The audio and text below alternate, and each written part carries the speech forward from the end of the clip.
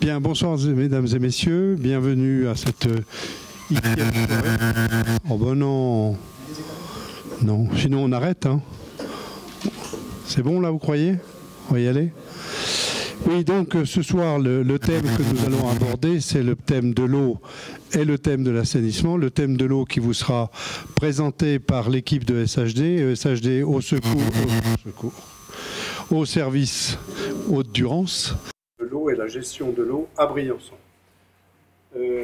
Ce qui est important, ce qu'il faut savoir, c'est que depuis 2009 que nous sommes élus, nous avons toujours mis en avance la nécessité de la sécurité de l'eau. Sécurité en termes de ressources, en termes d'approvisionnement, en termes de hygiène, sécurité sanitaire. Il y a des gens qui pensent qu'on ne fait pas attention à tout ça.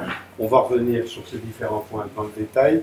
Je pense que dans le discours, dans le débat qu'on aura après, sont des points sur lesquels on pourra revenir plus en détail. Donc on va vous faire une présentation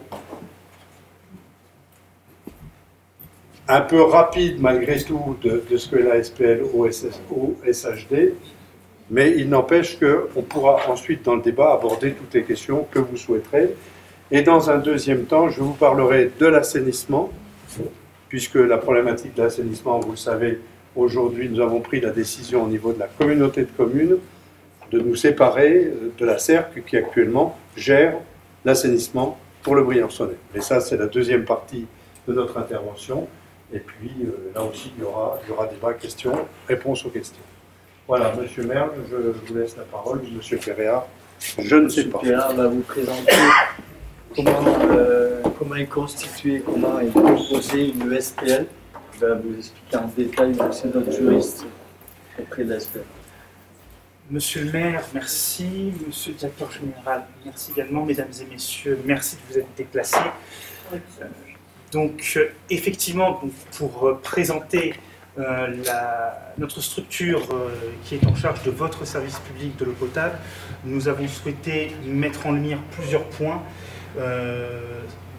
donc, sur les travaux, les investissements qui sont réalisés sur le territoire du Briançonnais. Et pour ma part, je me contenterai de vous présenter le positionnement d'une société publique locale, puisqu'effectivement c'est une structure relativement neuve. Les SPL ont d'abord été créées en 2006 grâce aux sociétés publiques locales spécialisées dans l'aménagement, puis elles ont pu étendre leur objet à partir de la loi de 2010, donc nous sommes sur des structures neuves qui ont à peine 10 ans. Historiquement, la gestion des services publics a été plutôt en régie. C'est un mode de gestion classique, assez ancien, et qui, sur certains points, avait ses limites, notamment le problème de la mutualisation. Et c'est là le point fort des sociétés publiques locales, puisque les sociétés publiques locales, elles ont l'immense avantage de pouvoir allier la réactivité et la souplesse d'une société de droit privé à la défense des intérêts de l'intérêt général et des valeurs du secteur public. Donc, parmi les points les plus importants, nous pensons qu'il faut mettre en lumière le fait qu'elle permet de regrouper plusieurs collectivités donc, qui seront au sein de la SPL sous forme d'actionnaires. L'actionnariat d'une SPL est obligatoirement, intégralement public.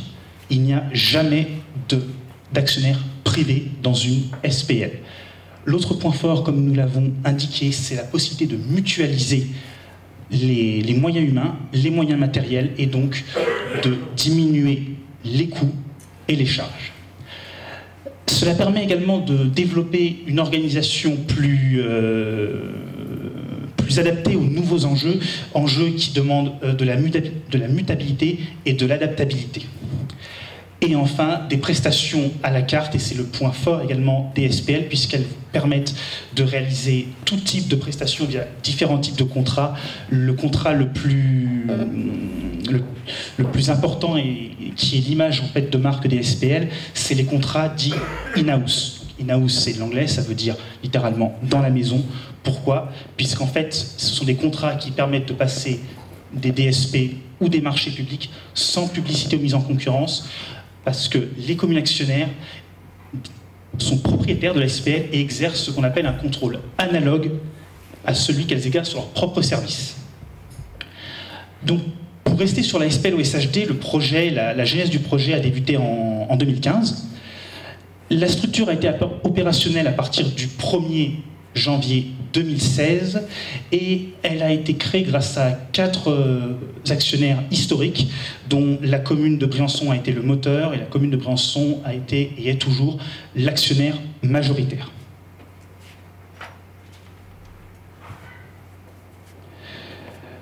Alors, étant donné que le capital social est intégralement public, le fonctionnement est à la fois régi par le Code général des collectivités territoriales et par le Code de commerce. Et donc, étant donné que la société a une structure sociétaire, chaque commune et EPCI actionnaire dispose en fait d'un représentant qui va siéger au conseil d'administration, donc on appellera ça un administrateur, et qui siégera également au sein des autres organes de direction. Donc, nous sommes sur une société anonyme classique, moniste, on l'appelle dans les jargons juridiques. Donc, plusieurs organes décisionnels, le conseil d'administration où siègent les communes actionnaires, qui déterminent les orientations de l'activité de la société, se saisit de toutes les questions intéressant la bonne marche de la société, règle par ses délibérations les affaires qui la concernent et contrôle l'efficience de la SPL ou SHD. Le conseil d'administration décide, la direction exécute. Et donc la direction, donc une direction générale assurée par M. Merle, assure l'exécution des décisions du conseil d'administration, manage les équipes administratives et techniques, réalise les objectifs, rend compte des avancements CA et propose des orientations de service. En plus de ces 2 organes, vous avez également l'Assemblée générale des actionnaires, qui peut prendre 2 formations, la formation ordinaire qui sert principalement à valider les comptes annuels et l'Assemblée générale en formation extraordinaire qui est là pour faire évoluer les statuts, les modifier et aussi permettre aux communes qui le souhaitent et qui nous sollicitent de pouvoir entrer au capital social. Un point qui le mérite d'être précisé, c'est que les sociétés publiques locales sont de fait les sociétés les plus contrôlées en France. Ce contrôle, il apparaît à travers plusieurs modalités. Vous allez avoir un contrôle de légalité, contrôle que vous retrouvez par exemple au niveau des conseils municipaux où les délibérations sont transmises au service du préfet. Pareil pour une SPL. Mais en plus, vous allez avoir un contrôle de la Chambre régionale des comptes, un contrôle du commissaire aux comptes, donc qui est là pour approuver chaque année les comptes annuels. Vous allez également avoir une introduction dans les SPL d'organes qui chez nous prend le nom de comité d'orientation stratégique. C'est un organe qui permet aux associations représentant les usagers de pouvoir faire entendre leur voix. Et ce COS est là pour analyser les décisions qui sont prises, faire remonter différentes doléances, données et permettre de travailler en bonne synergie avec les usagers. Et enfin, comme on l'a vu, les assemblées générales et les AGE qui contrôlent également le travail réalisé au sein d'une SPL. Comme cela a été indiqué, 4 communes ont participé activement à la création de la SPL et d'autres communes sur le territoire du Briançonnais se sont manifestées et ont souhaité bénéficier des services que proposait la SPL et de l'avantage qu'elle a de pouvoir mutualiser les services et les compétences qu'elle peut proposer. Et donc, à ce titre, au cours de l'année 2017, la commune de Lagrave et la communauté de communes du Briançonnais nous ont rejoints. De Névache. Et la commune de Lagrave nous a rejoints en 2018. Ce qui fait que le capital social, aujourd'hui, au 1er novembre 2019, est réparti de la manière suivante. La commune de Briançon restant la commune motrice du projet SPL et contrôle son capital à plus de 65%. Enfin, comme je l'ai indiqué il y a quelques minutes, la force de la SPL, c'est de pouvoir proposer à l'ensemble de ses partenaires des services à la carte. Alors, ces services à la carte, ils peuvent prendre toute forme. La modalité la plus connue, c'est le contrat concessif. Si je puis me permettre d'utiliser un terme marketing, on pourrait dire que c'est la formule tout en un, c'est-à-dire que c'est un contrat dans lequel l'ASPL va venir prendre à sa charge et à ses risques les investissements et la gestion d'un service de l'eau, mais les communes ont parfaitement la liberté d'agir comme elles l'entendent et de pouvoir bénéficier des différentes prestations qui sont proposées. Et donc certaines font le choix en général d'avoir un, plusieurs, voire l'intégralité des missions et des prestations que nous proposons. Je vais laisser la parole à mon collègue Michael Gauthier. Bonsoir. Donc pour continuer, on va parler du chiffre d'affaires de la SPL. Donc notamment par rapport à la première année, on a débuté en 2016, on a arrêté les comptes annuels avec un effectif de 15 salariés et un chiffre d'affaires d'environ 2 millions d'euros. Après, en 2017, le deuxième exercice, on a eu une progression de 16% du chiffre d'affaires pour arriver environ à 2,5 millions. Et avec une augmentation de la masse salariale à 22 salariés. Et enfin, en 2018, avec les comptes annuels arrêtés, on a eu encore 47% d'augmentation de chiffre d'affaires par rapport au premier exercice, pour arriver à 3 100 000 euros, et avec un nombre de salariés de 26 salariés.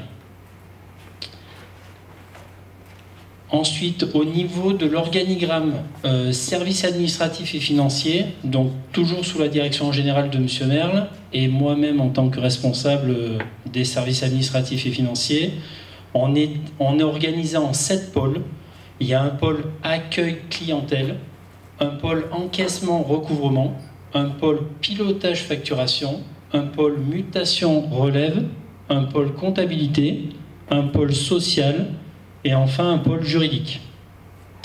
Ensuite, l'organigramme des services techniques et exploitation.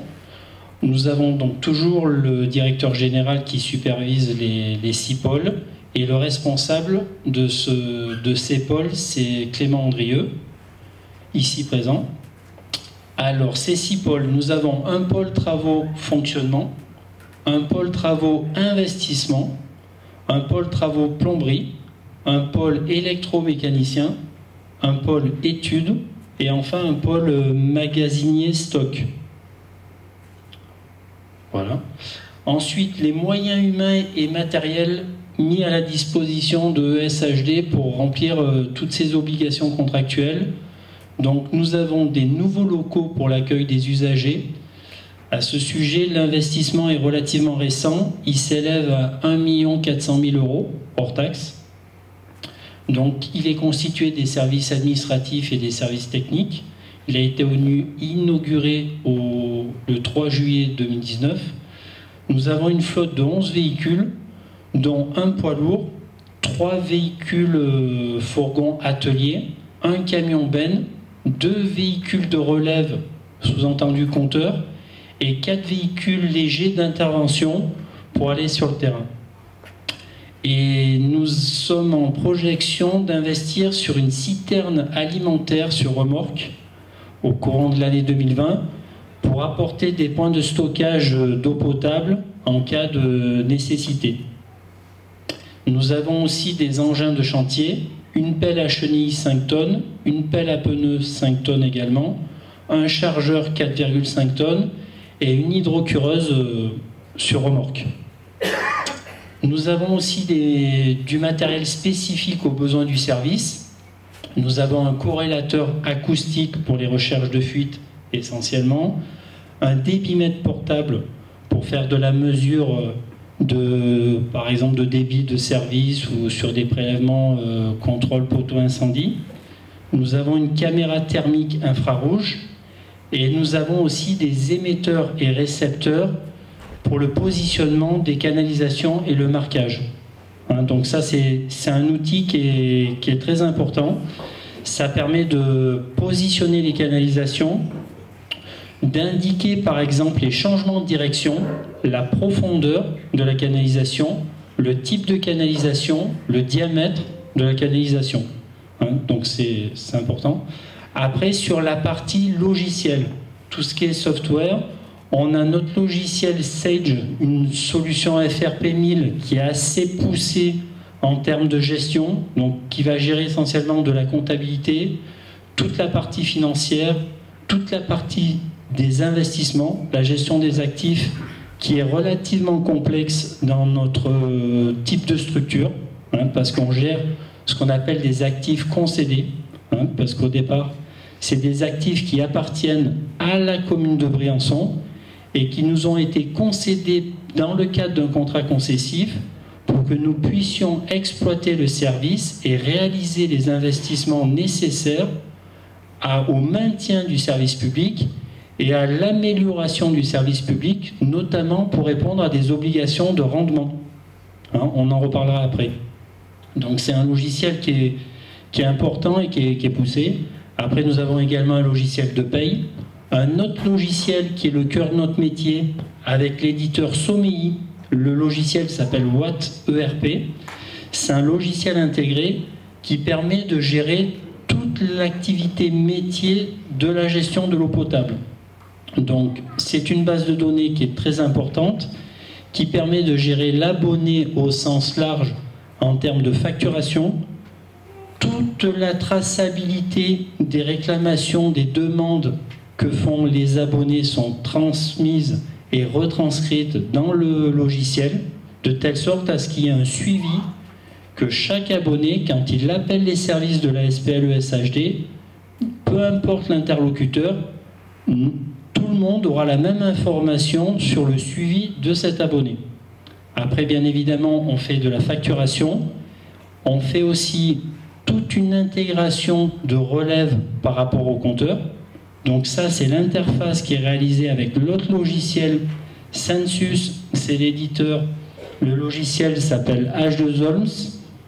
C'est un logiciel qui permet de capter les relèves suite à une relève qui est faite soit de façon automatisée avec un véhicule ou ce qu'on appelle un smartphone, hein, un nouveau téléphone, puisqu'en fait, il y a une carte SIM qui permet de faire une acquisition de données par rapport à une relève d'un compteur. Et cette acquisition de données, après, est interfacée avec un logiciel de telle sorte à ce que l'index soit remonté au niveau du logiciel facturation métier. Hein? Donc ça, c'est une avancée technologique qui est très importante. Ça permet de minimiser les coûts de relève et ça permet d'optimiser le nombre de relèves effectuées par jour, par mois, puisque maintenant sur Briançon, on fait une relève tous les mois entre le mois d'avril et le mois d'octobre. Hein, on fait des relèves par secteur. Donc ça, c'est très important, ça facilite la tâche et ça apporte de la valeur ajoutée parce qu'au départ, une relève, il n'y a pas de vraie valeur ajoutée à relever manuellement un index. Ensuite, on a encore des logiciels informatiques dits techniques. Donc c'est Elliot pour le marquage et repérage des canalisations. C'est ce que je vous indiquais tout à l'heure. La Croix, c'est essentiellement ce qu'on appelle des sauterelles. C'est aussi des émetteurs-récepteurs qui permettent de capter de la donnée et de nous les faire remonter sur notre logiciel de télégestion qui nous permet d'avoir un suivi d'analyse de données sur toute l'exploitation du service de l'eau. Et ensuite, Séverin, c'est aussi un logiciel de corrélation acoustique qui nous permet de travailler sur essentiellement les recherches de fuite. Ensuite, en termes d'investissement, sur le patrimoine enterré et les ouvrages, en termes d'investissement, on vous a refait un petit historique. De 2009 à 2015, c'était la Régie briançonnaise de l'eau autonome. Donc, la RBEA avait investi entre 2009 et 2015 6 576 000 euros de travaux, 426 000 euros d'acquisition foncière, essentiellement, terrain, 76 000 euros de logiciels, 93 000 euros de cartographie, 432 000 euros de compteurs, 370 000 euros de pompage et de traitement, unité de traitement, 158 000 euros de matériel et outillage et 161 000 euros de véhicules.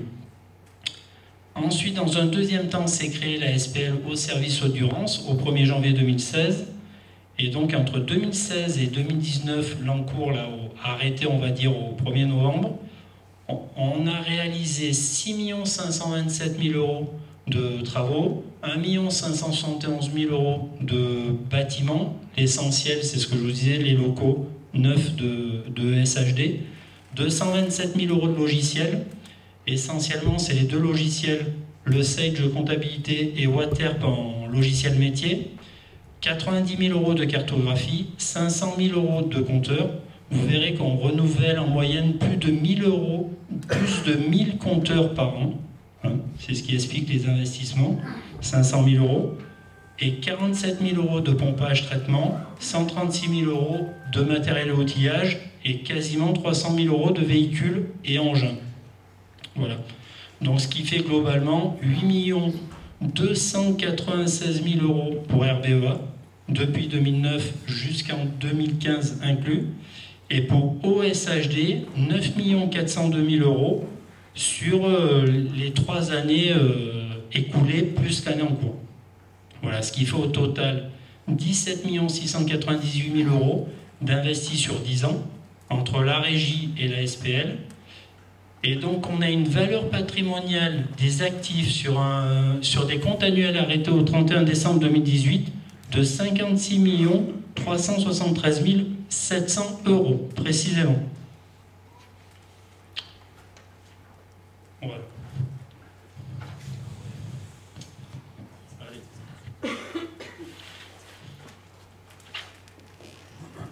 Donc on va essayer de vous décrire tous les investissements lourds qui ont été réalisés depuis quelques années, depuis 10 ans.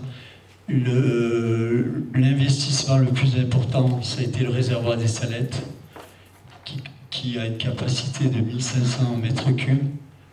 Il a été construit donc en 2013, il était nécessaire et indispensable, puisque c'est un réservoir de tête, et l'eau arrive directement dans ces réservoirs.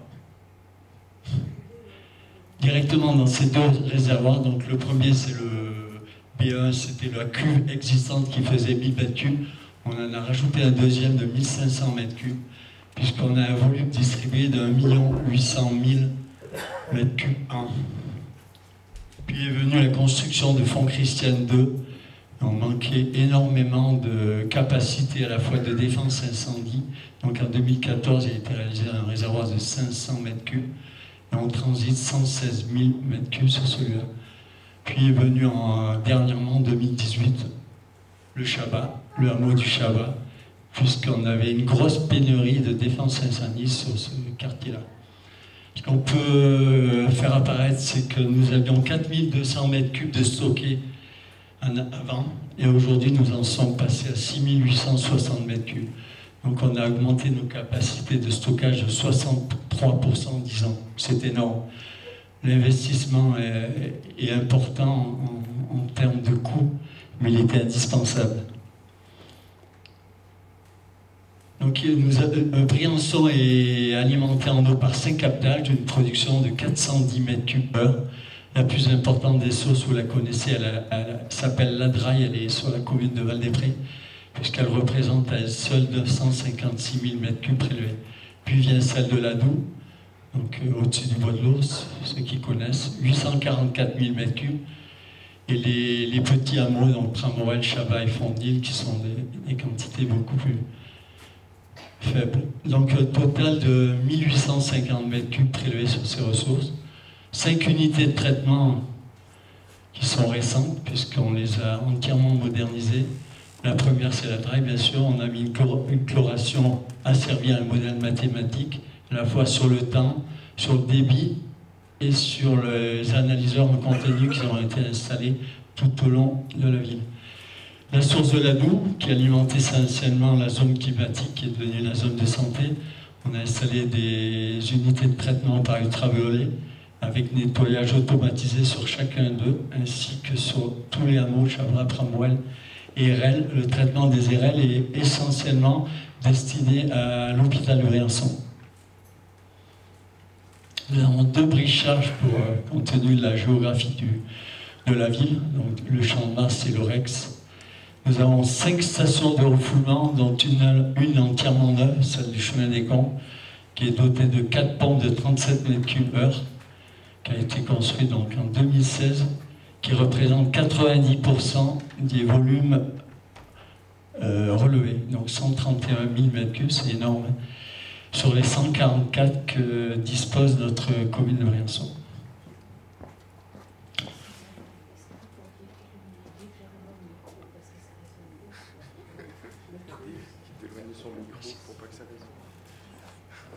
Nous vous présentons quelques ouvrages qui ont été réhabilités ou construits, donc le réservoir de la Doue pour 430 000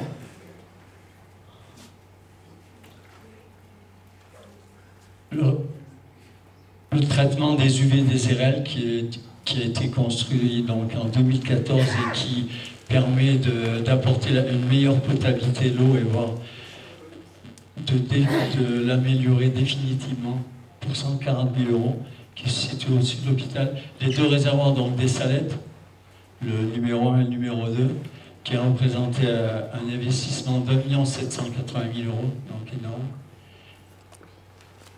Le traitement des Salettes, donc on l'a évoqué, qui est entièrement automatisé à ce jour, qui est reporté directement sur la télégestion de notre système directement dans nos bureaux.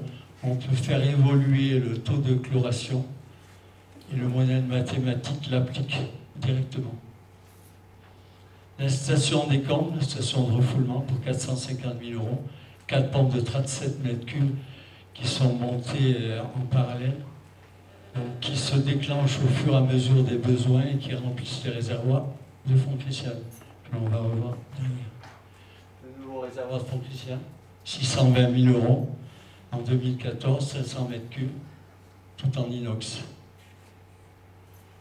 Saint-Blaise, réservoir entièrement rénové cette année, avec une nouvelle station de surpresseur pour le quartier de la Vignette, 350 000 € investis. Fontenil, le captage a été entièrement refait, à neuf, le réservoir également, donc la source des grands fonds qui va alimenter très rapidement la totalité du hameau de Fontenil. Aujourd'hui, il n'y a que le Fontenil en vert qui est alimenté sur cette ressource.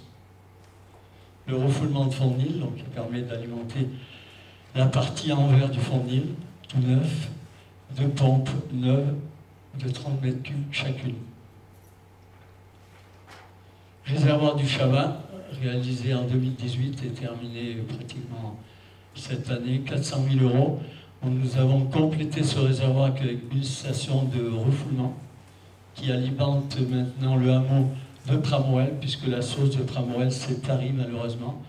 Donc l'eau provient du Chabat pour alimenter tout Pramorel. Donc le réservoir à l'unité de traitement de Pramorel, qui est neuve, en dernière génération avec nettoyage automatisé. Donc on aborde maintenant l'évolution du réseau. En 2009, nous avions 65 km de réseau dans toute la ville. Aujourd'hui, en 2019, nous en avons 81 km. Nous avons fait apparaître l'état de vétusté ou d'ancienneté des canaux. La partie au-delà de 30 ans, il ne reste plus que 27 km, soit 33%. Les récentes 6 à 30 ans, 21 km, 26%, et les neuves, 33 km, soit 40% du réseau. Sachant qu'une durée de vie d'une canalisation, c'est environ 50 ans. Le réseau est 100% en fonte sur Briançon. La télégestion et la synoptique de dernière génération que nous avons mis en place sur Briançon, qui pilote en totalité de notre réseau, de nos ouvrages, traitement, captage et canalisation. Tout est informatisé. On a réduit donc les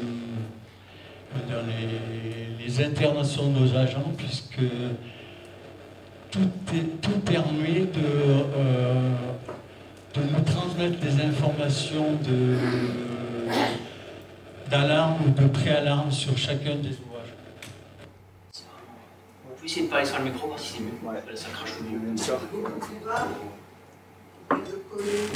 Non,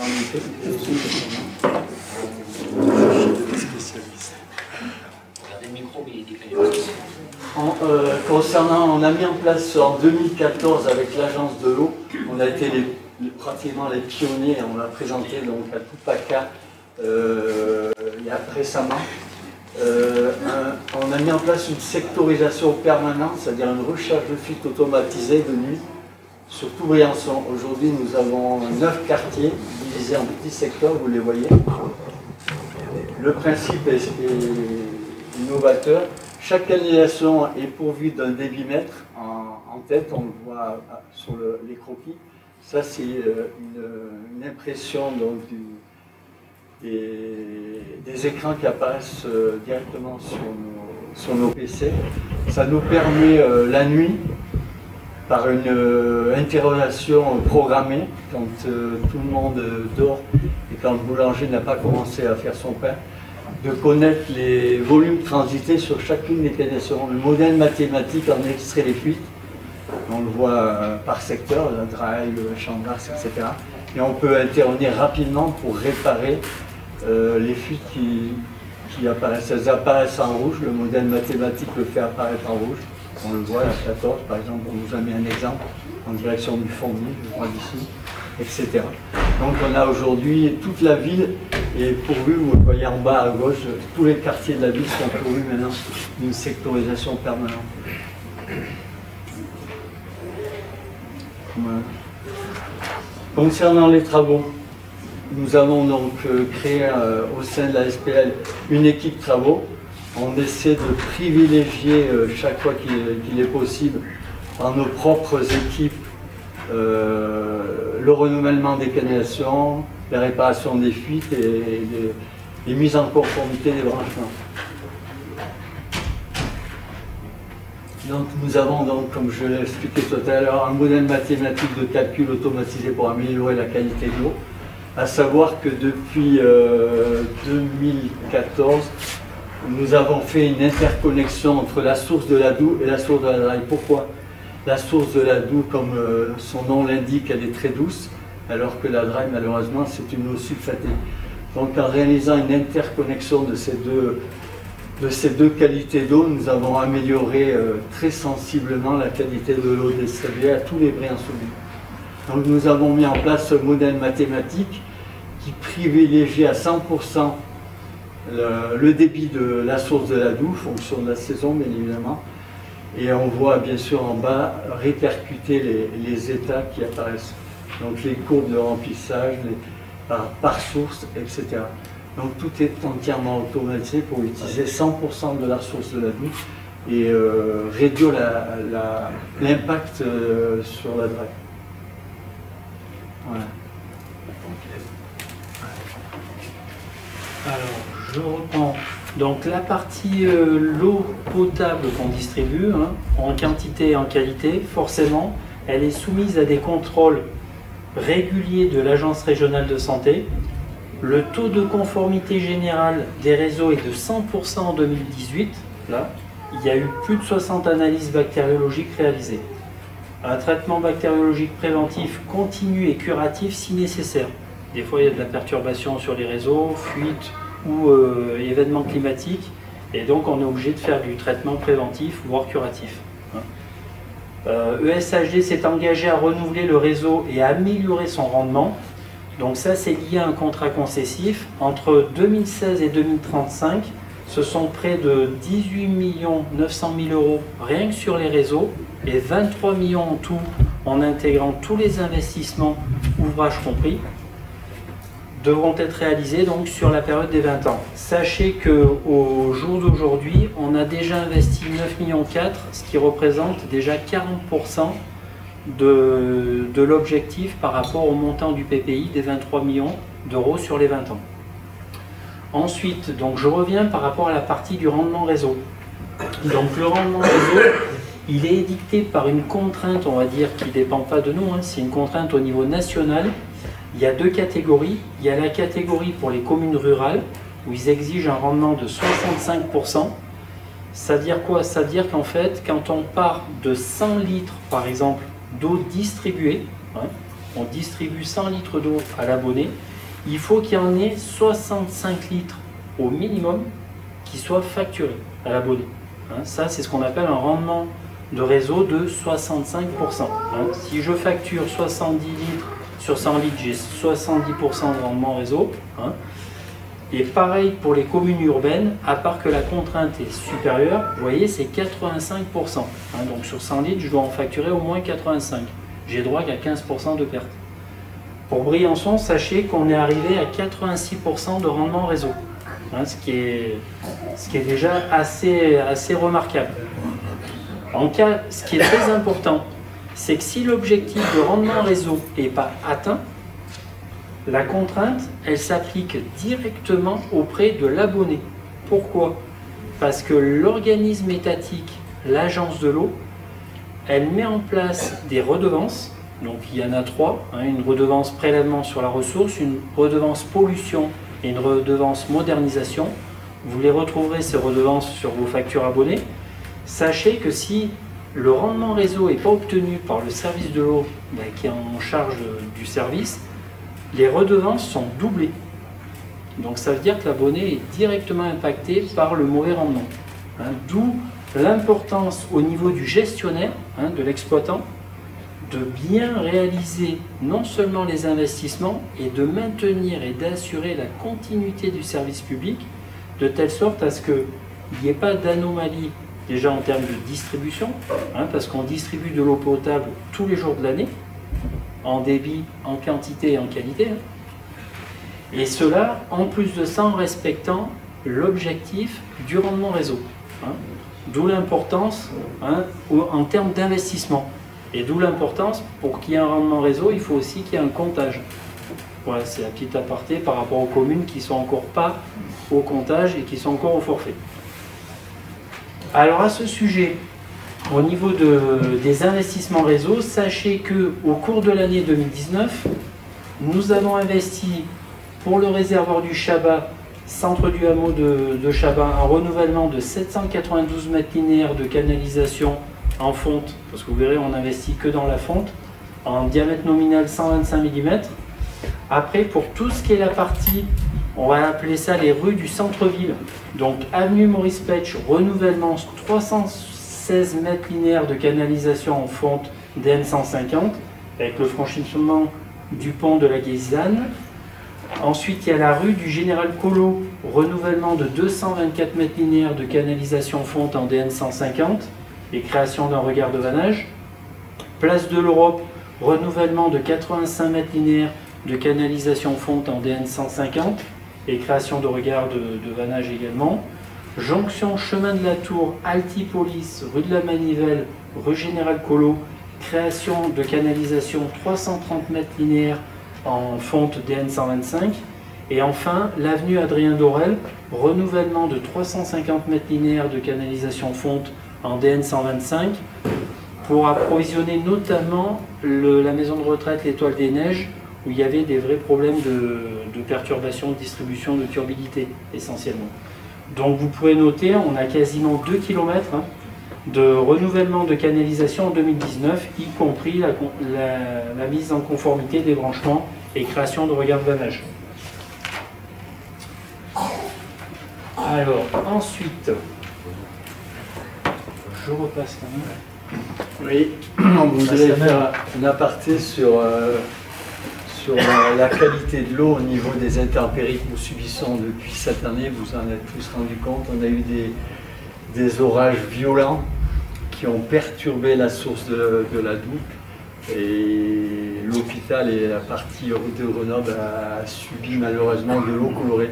Nous avons lancé dès l'automne un chantier important non prévu dans le PPI, dans le programme pluriel d'investissement, pour trouver une solution pour régler cette problématique.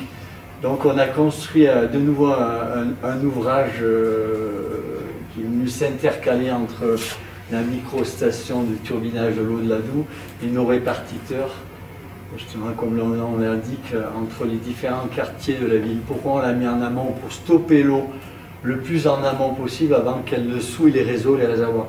Donc on a mis en place un analyseur en temps réel de turbidité qui vient d'Allemagne, un appareil très sophistiqué qui est déjà raccordé sur la télégestion, qui permet à nos agents d'être avertis de déclenchement d'alerte pour manuellement, à ce jour encore, venir couper l'eau de cette ressource. Nous continuons donc nos efforts malgré le temps qui nous aide peu. Nous sommes en train d'installer des vannes motorisées raccordées et asservies à survinimètre. Elles devraient être opérationnelles, je pense, avant la fin du mois, pour que automatiquement, la nuit, le jour, les jours fériés ou qu'importe, cette source soit interrompue le temps nécessaire pour que sa coloration soit revenue à la normale et qu'enfin on puisse de nouveau approvisionner les réservoirs. C'était indispensable. On a décidé en conseil d'administration cet investissement qui est lourd. Donc c'est l'ensemble de nos équipes qui l'ont réalisé, de l'ouvrage jusqu'à la plomberie, fontainerie et l'évacuation. On attend, il nous manque malheureusement la vanne motorisée, surtout le moteur, qui se fait attendre. Il y a 12 semaines de délai pour le réaliser, parce que c'est des moteurs très spécifiques avec des courses longues. On ne va pas rentrer dans les détails. On devrait l'avoir avant la fin du mois et pouvoir rendre cette opération opérationnelle pour vous éviter en tant qu'abonné de subir de l'eau colorée qui dépend malheureusement des intempéries. Voilà. C'est pour ça qu'on voulait vous le souligner. Donc l'année prochaine, on a déjà plus ou moins validé les projets de travaux. Donc on va terminer le fond de Nil pour que tout le hameau soit raccordé sur la source des Grands Fonds. Il nous reste peu, mais il faut le terminer et encore investir. La deuxième tranche de l'avenue Adrien Dorel pour aller jusqu'à l'Étoile des Neiges et améliorer cette qualité d'eau. Et on va certainement en 2021, on va vous présenter un pavé spécifique, commencer à renouveler la canalisation d'adduction d'eau de la Draille qui fait donc 7,8 km de long, comme vous savez, qui part de Val-des-Prés, qui vient au Champ de Mars. On va améliorer et augmenter son diamètre. À l'heure actuelle, elle est en DN 400. On va le passer en DN 500, donc soit 56%. Vous voyez, juste de 400 à 500, c'est 56% de transit en plus, en prévision de l'accroissement de la population, puisque c'est un investissement lourd, de 7 à 8 millions d'euros.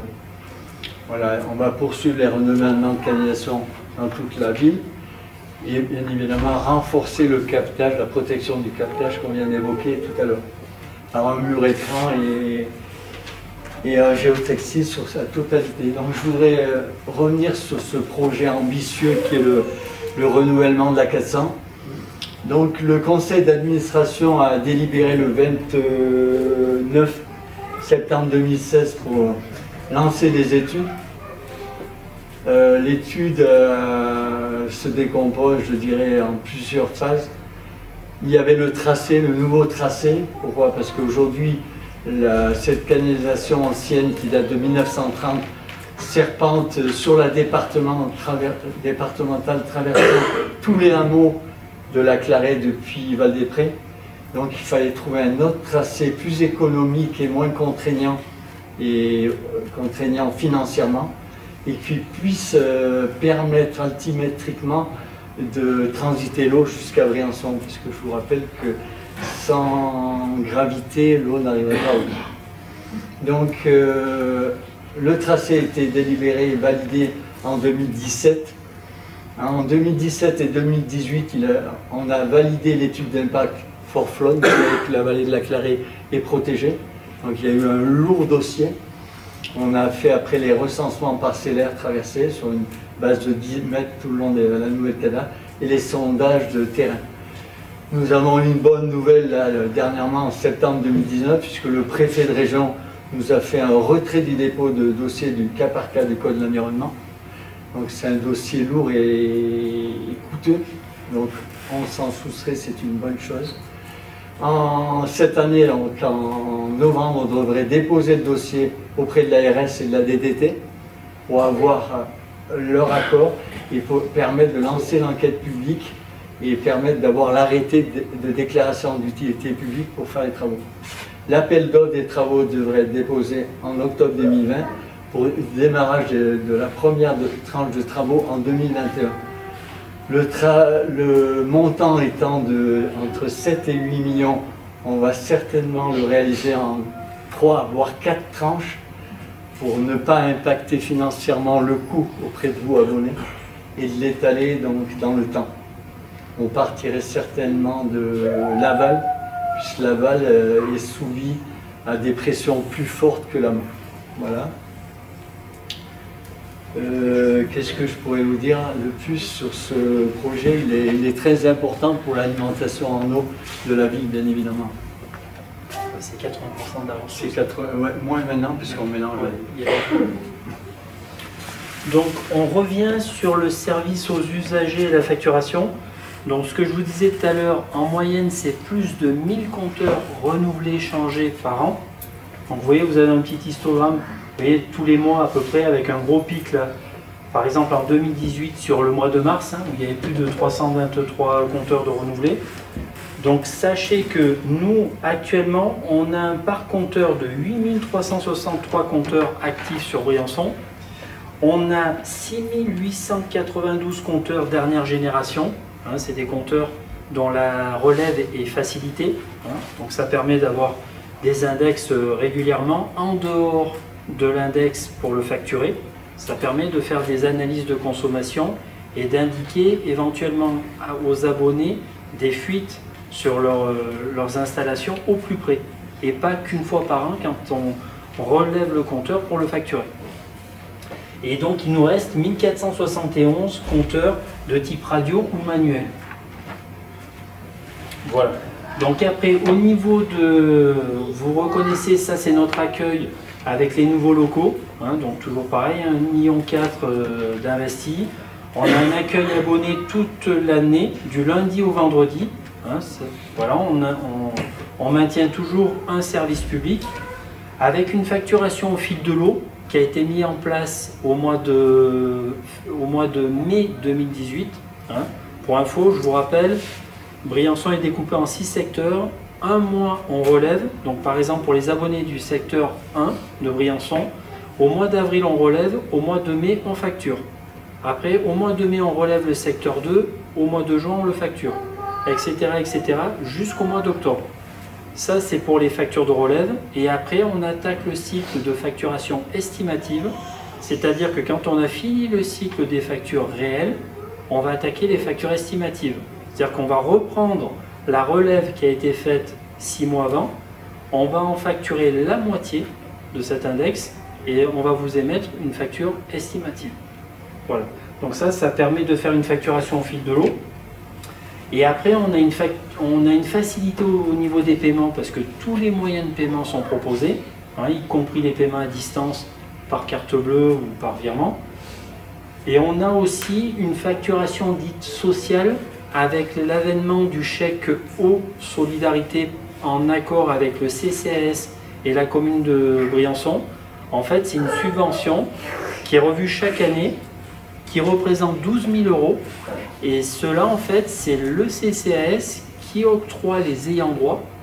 Et chaque ayant droit peut venir à la SPL et mettre en avant ce chèque là, aux solidarités. Et du coup, on déduit le montant de ce chèque sur sa facture. Voilà. Donc sachez que ça représente à peu près une centaine d'ayants droit par an depuis que ça a été mis en place. Voilà. Alors ensuite, là on est sur la partie, on va dire, facture. Donc là vous retrouvez en fait une facture, elle est composée d'un recto et d'un verso. Là c'est la partie du verso. On retrouve sur le haut de la facture les informations techniques. Donc première colonne, vous avez le numéro du compteur, son diamètre, les variations d'index, ancien index, nouvel index, la date de relève du compteur, le volume déterminé. Donc vous voyez, il y a la première ligne, c'est si c'est une estimation, et la deuxième ligne, ça a été une relève, avec la date précise de relève du 26 août 2019.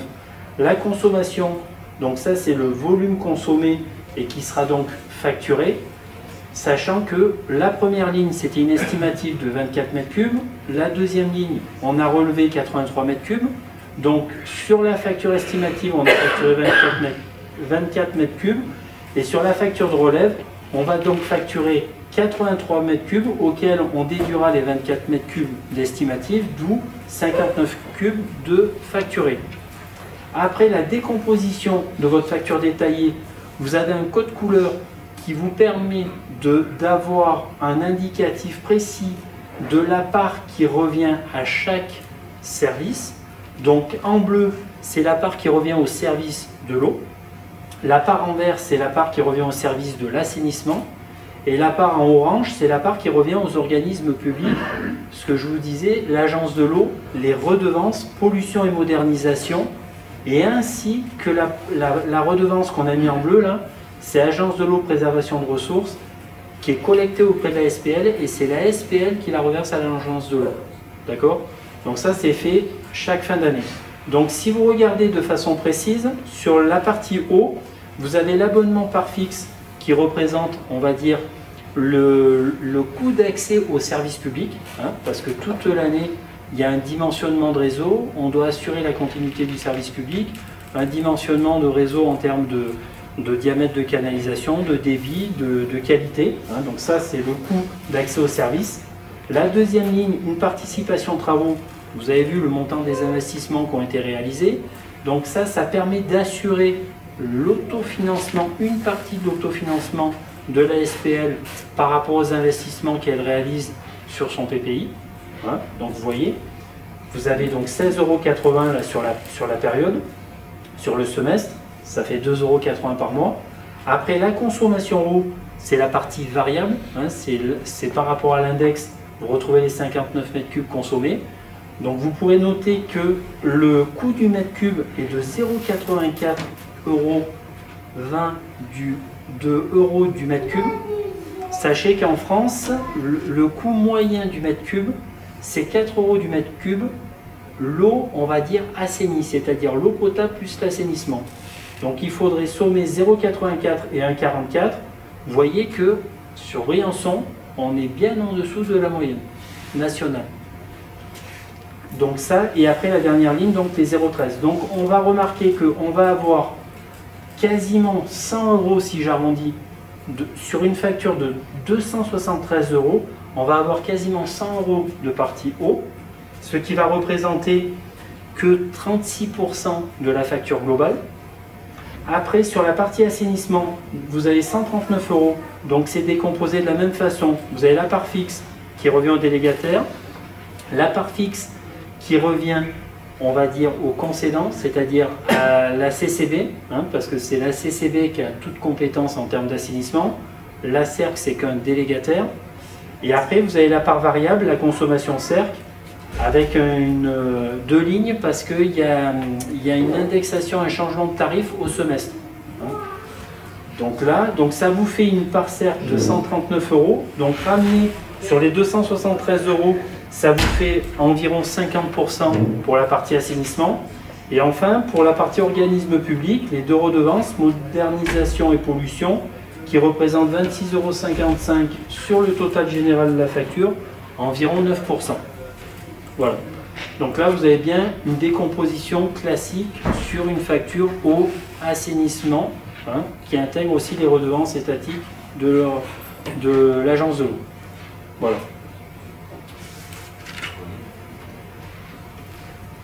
C'est bon parce que l'analyse d'une facture, des fois, dans la compréhension ou la lecture d'une facture d'eau, des fois, c'est pas toujours simple. Là, il y a plusieurs, on va dire, plusieurs indicateurs qui sont importants. Vous avez la partie technique en haut, vous avez le code couleur qui vous permet d'identifier d'un simple coup d'œil, on va dire la partie eau, la partie assainissement, la partie organisme public. Et puis après, vous avez toujours une partie variable, une partie fixe, et puis une partie redevance. La TVA, j'en ai pas parlé, hein, mais vous avez de la TVA à taux réduit sur la partie eau à 5,5 et à taux réduit également sur l'assainissement à 10%. Voilà.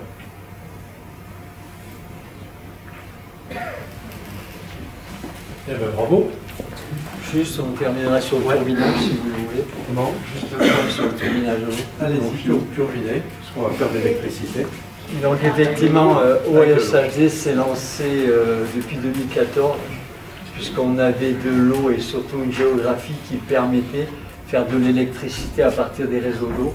Donc le principe, vous le connaissez, hein, on part du captage ou de la réserve d'eau, on fait par différence de hauteur un débit, et on turbine et on fait l'électricité avant de distribuer l'eau aux abonnés. Donc nous avons réalisé à ce jour 2 beaux projets. La microturbine de la Doue qui est captée donc, directement sur l'eau de la Doue, remplacement de la canalisation, installation d'une conduite forcée par hélicoptère, puisque si vous connaissez un peu le relief, c'est très pentu. Une usine en bas, donc une microturbine de type Pelton avec une capacité de 95 kW. On a produit donc en 2018 450 000 kWh que l'on vend, on peut le dire, à EDSB, qui est notre partenaire. Donc tout est entièrement automatisé directement dans nos bureaux, puisque les situer en altitude et l'hiver, c'est difficile d'accès, donc on peut piloter de nos bureaux. La deuxième microturbine qui a été installée, c'est sur le chemin des Fontaines aux Érelles. On l'a mis en service en juin. C'est, je dirais, novateur. C'est un turbinage en ligne. On est la deuxième entité en France. Le principe, c'est de faire passer de l'eau au sein d'un booster qui est équipé d'une turbine avec un générateur qui est à même l'eau, dans l'eau, donc on voit les 2 turbines. Cet ouvrage a été entièrement réalisé par nos agents pendant l'hiver 2019 et il est en service depuis donc, juin. Donc on espère produire 80 000 kWh dans une année. Voilà, donc nos projets seront la mise en place d'une autre turbine du même modèle sur un ouvrage qui s'appelle le R1 sur le Champ de Mars, une capacité de 7 kg. On est en train de finaliser une étude sur les Ailes, donc sur la commune de Villars-Saint-Pancras, pour une turbine Pelton de 75 kg. Et on démarre juste une étude sur les vaches.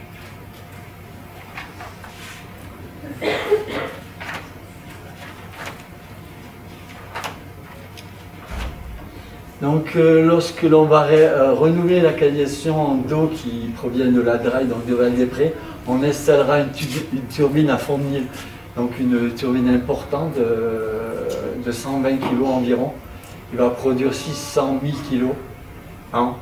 Elle sera essentiellement utilisée quand les consommations seront faibles, à savoir quand les réservoirs seront remplis la nuit ou en basse saison. Donc pourquoi la mettre en fond de Nil? Parce que le différentiel entre le captage de Val-des-Prés et fond de Nil, c'est le point le plus bas. Donc il y aura 140 mètres de chute, donc 14 bars.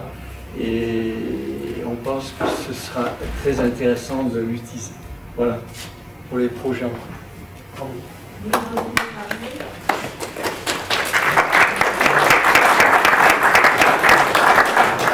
Je voudrais féliciter le service de SHD. Pourquoi?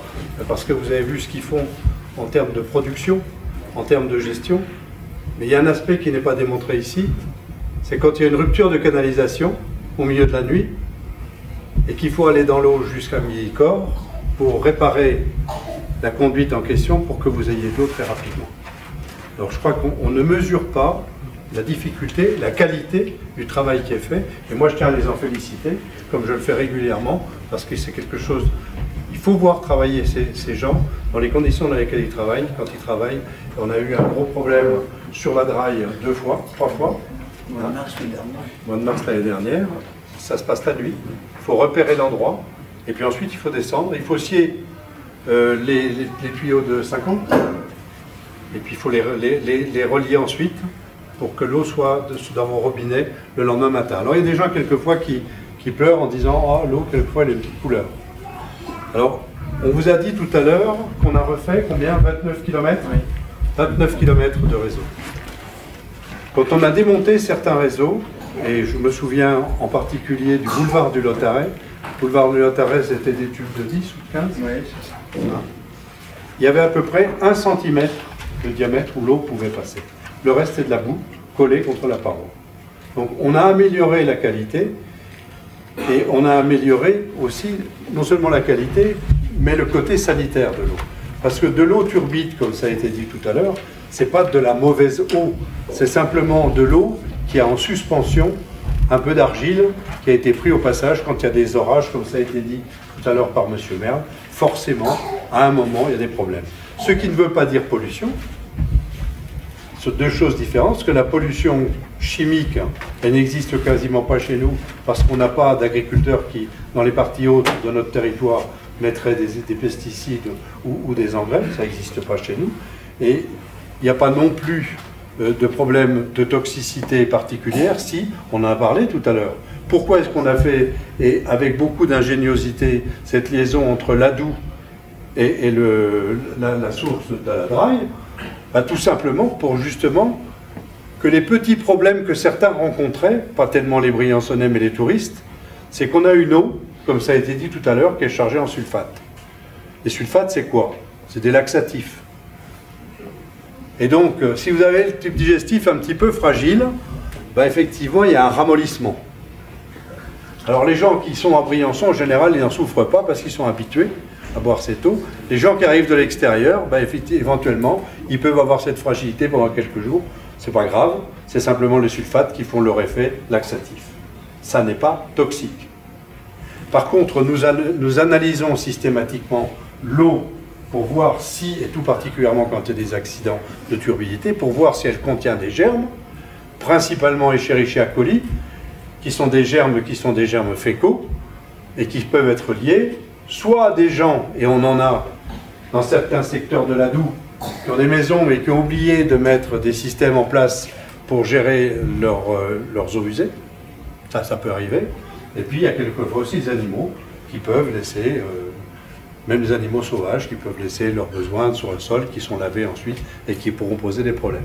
Mais comme vous avez vu tout à l'heure, soit l'eau est traitée avec du chlore, à distance, soit elle est traitée aux ultraviolets, ou les deux. Donc, en termes de sécurité sanitaire, tout est fait pour que vous n'ayez aucun problème.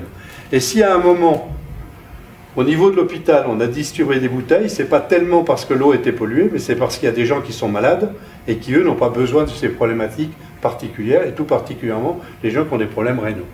Donc, il ne faut pas tout mélanger.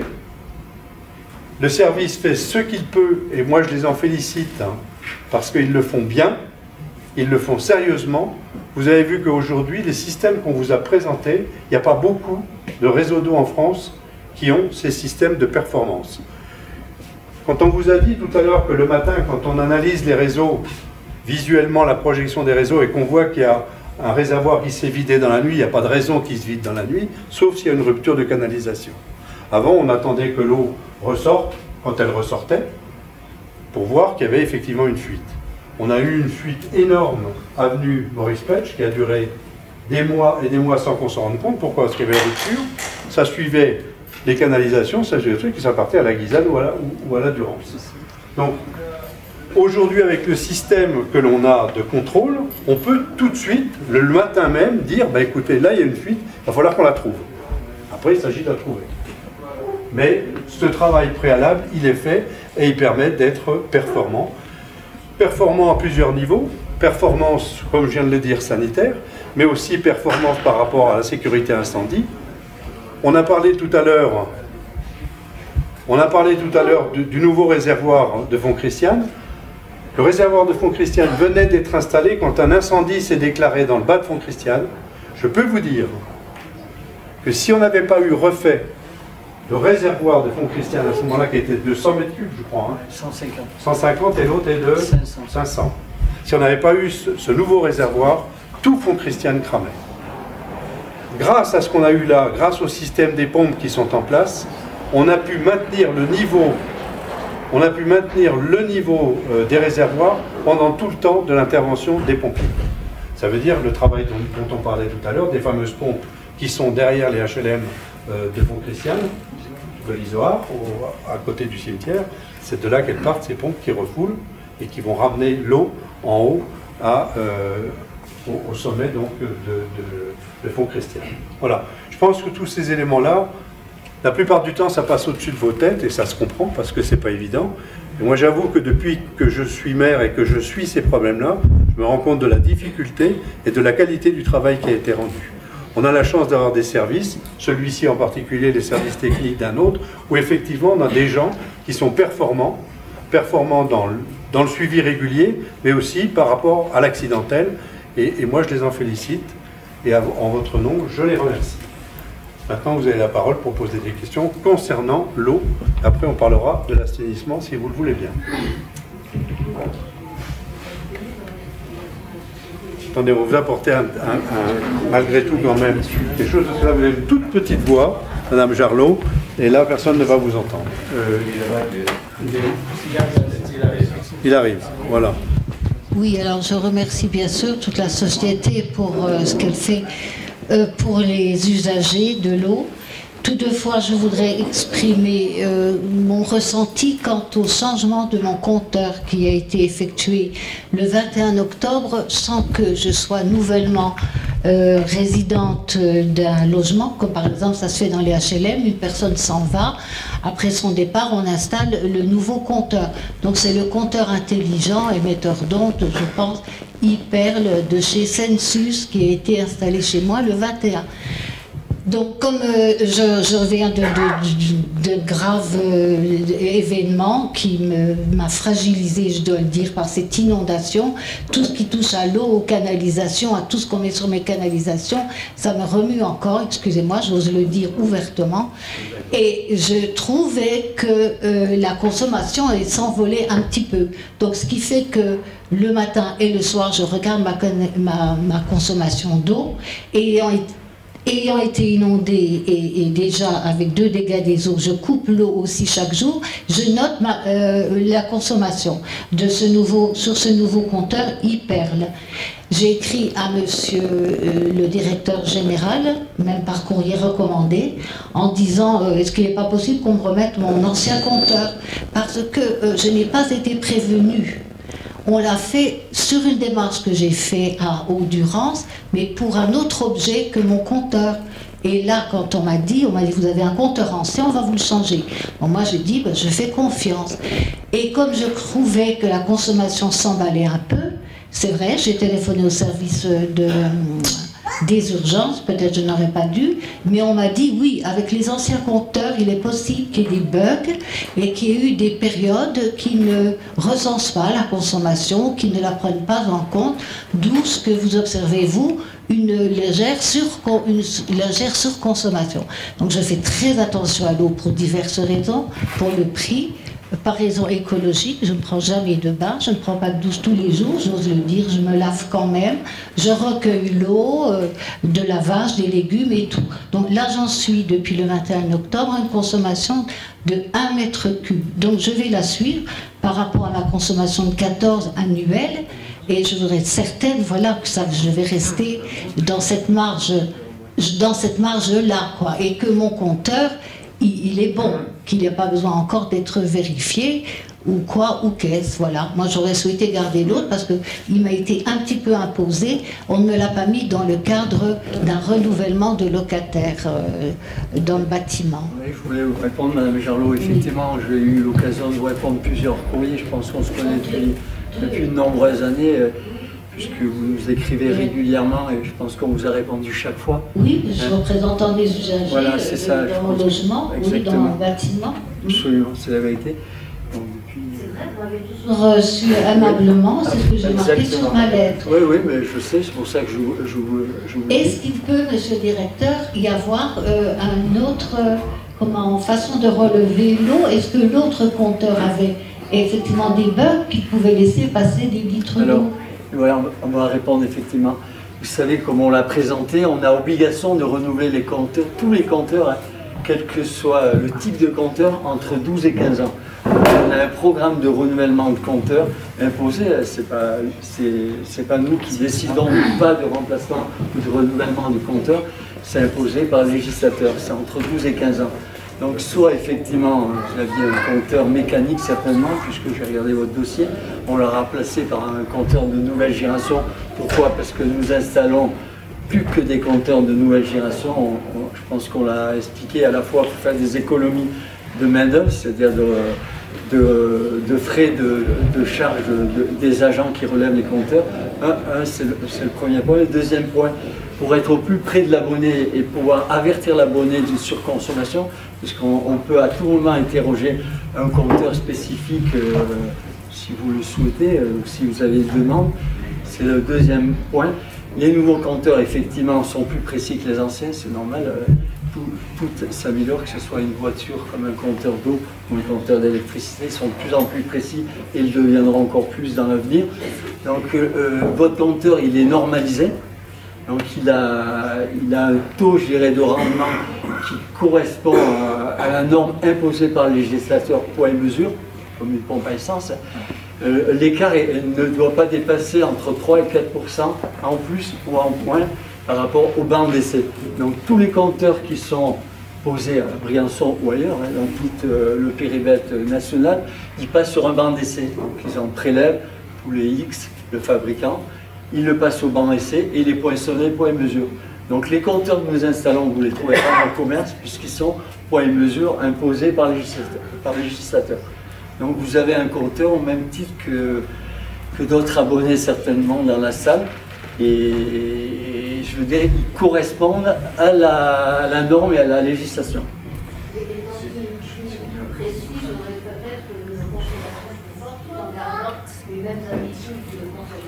Si vous êtes sur la base d'1 mètre cube par mois, Madame Jarlot, vous battez beaucoup de records. Parce que vous avez annoncé à peu près 1 mètre cube pour un mois. Je salue, moi, en termes d'économie de l'eau, c'est difficile de faire mieux. Parce qu'en général, pour une personne seule, on est plutôt à 30 mètres cubes qu'à 1 mètre cube. La moyenne, c'est 120 à 12. Oui, par mois, ça fait 12 par an. Hein. Ça fait 12 par an, et je vous dis, la consommation moyenne pour une personne, c'est 30 à 40.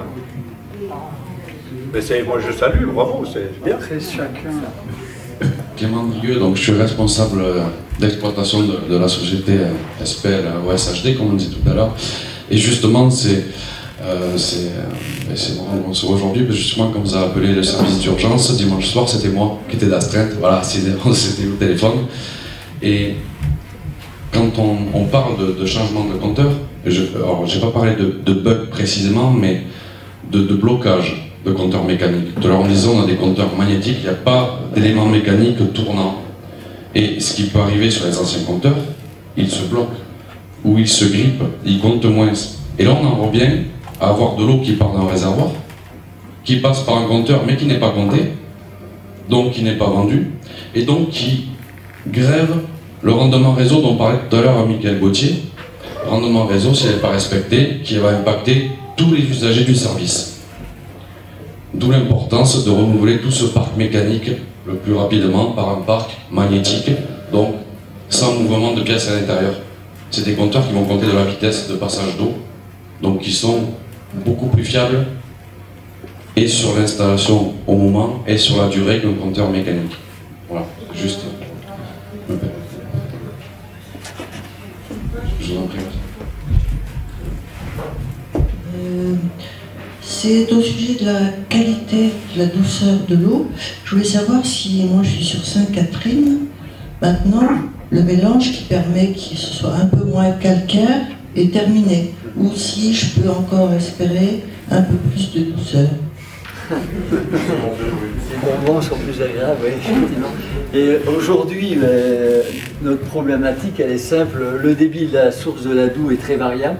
C'est une source d'altitude, donc l'hiver, comme vous le savez, elle coule beaucoup moins parce que les températures freinent le débit. Donc nous avons un débit, malgré l'optimisation, c'est-à-dire les travaux qui ont été faits sur la source, on a pu améliorer un peu son débit. Son débit est de l'ordre de 12 litres secondes l'hiver pour 40 à 50 litres secondes les autres saisons de l'année. Donc c'est pour ça qu'on a mis un modèle mathématique en place, autrement on ne l'aurait pas fait, justement pour qu'il privilégie à totalité cette ressource.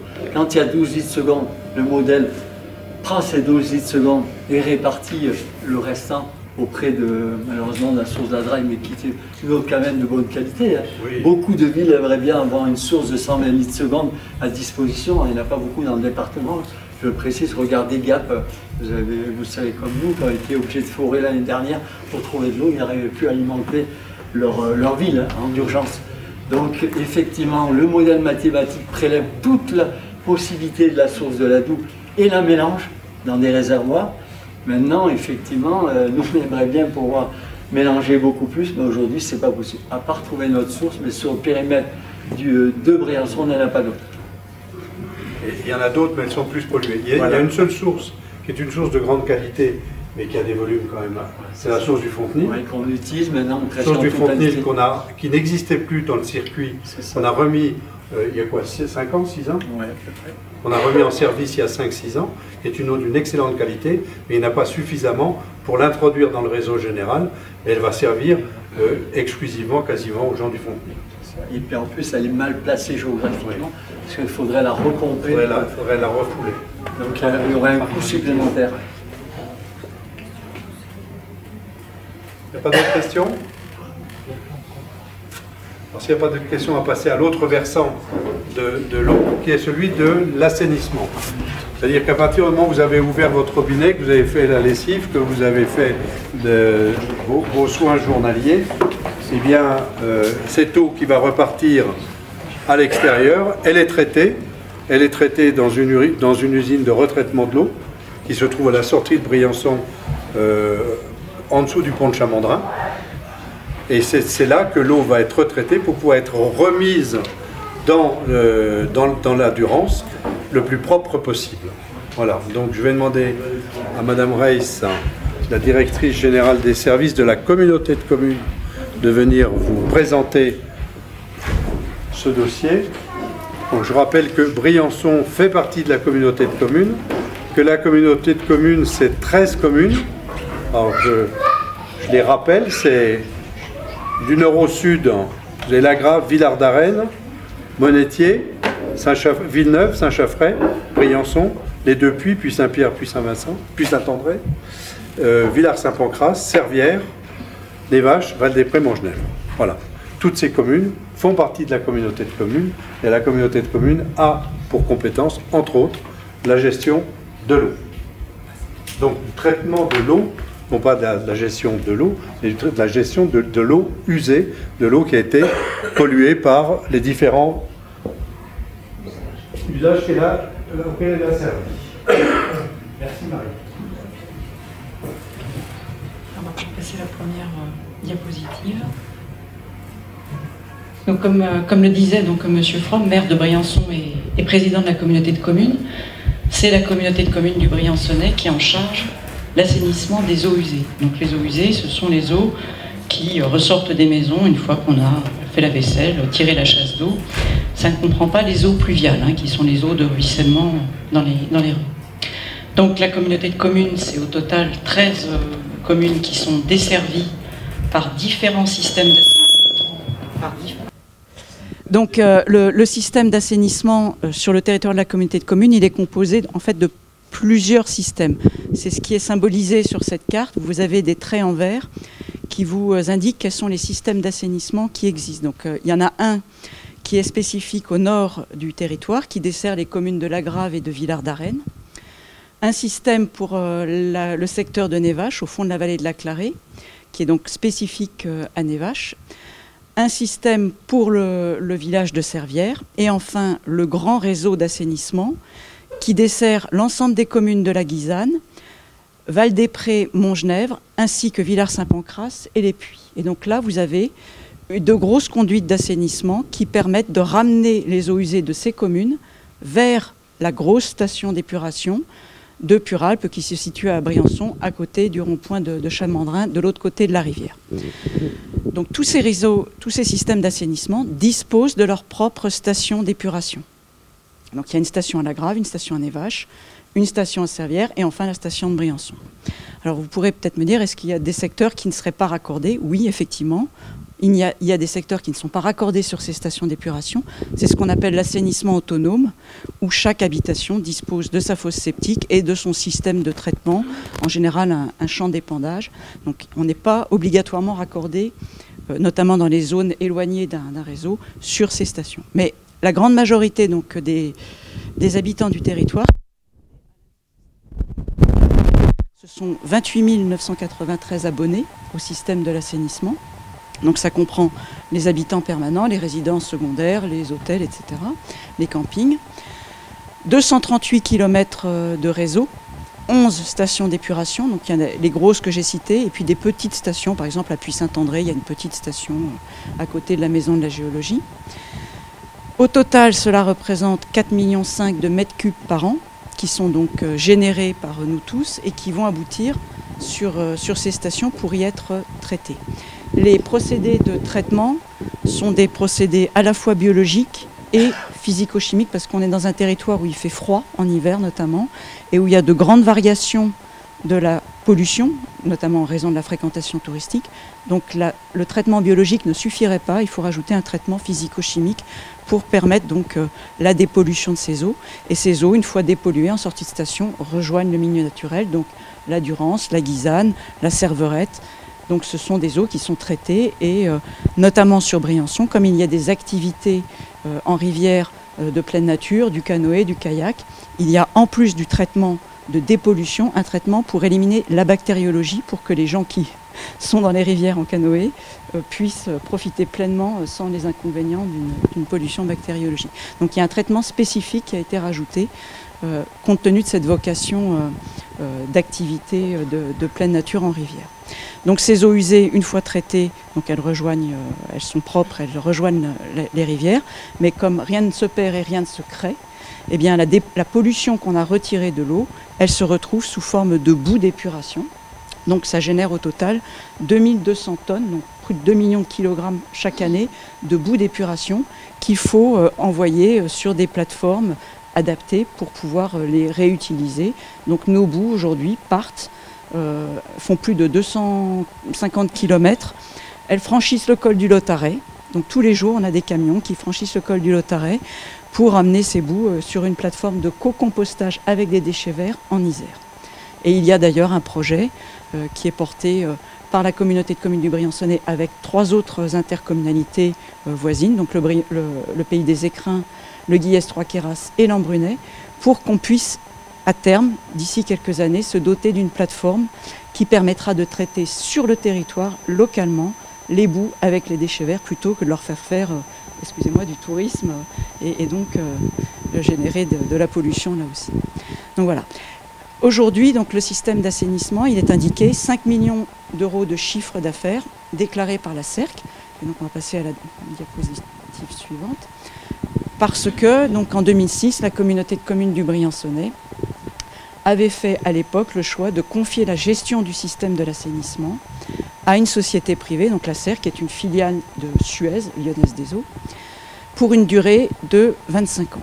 Donc ce choix a été fait parce qu'à l'époque, la communauté de communes estimait que les investissements qui étaient à réaliser pour construire notamment la station d'épuration Puralpes ne pouvaient pas être supportés par la communauté de communes. Donc on a fait le choix de confier cet investissement à une société privée. Entre 2006 et le 28 juin 2019, donc, nous avons eu à suivre donc, cette exploitation. Chaque année, la CERC devrait nous rendre des comptes sur son exploitation des ouvrages, sur la qualité du service qu'elle rend, sur les performances en matière de dépollution.